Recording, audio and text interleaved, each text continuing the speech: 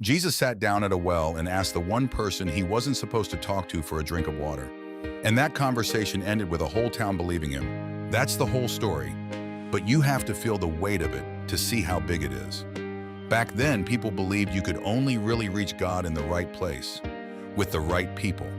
There was a proper mountain, a proper temple, proper folks who belonged, and everyone else.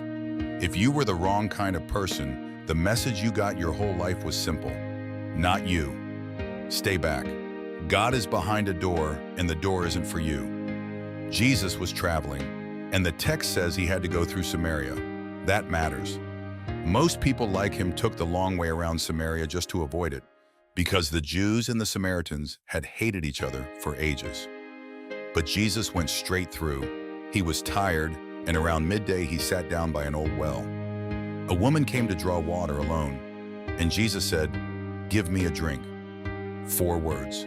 But she froze because she knew how strange this was. She said it herself. "How can you, a Jew, ask me, a Samaritan woman, for a drink?" Everyone knew Jews and Samaritans didn't deal with each other. Look how many lines he crossed with one sentence. She was a Samaritan. She was a woman, and men like him didn't talk to strange women in public. And she was alone. Every rule about who you keep away from, he stepped right over, all at once on purpose. He picked her.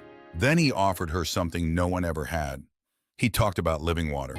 "Whoever drinks the water I give," he said, "will never be thirsty again. It becomes a spring inside you, welling up into life that never ends." She was holding an empty jar, and he told her she could carry something inside that would never run dry. It got personal.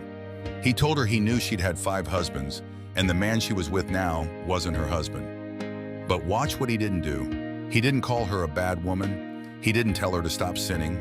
He didn't shame her. He just knew her whole life, and he stayed and kept talking to her. Then she asked the real question, "Where are we supposed to worship? On my mountain or in Jerusalem? Which place is right? Which people are right?" And Jesus said, "The hour is coming when you won't worship on this mountain or in Jerusalem. God is a spirit, and the ones who worship him must worship in spirit and in truth." The walls were coming down.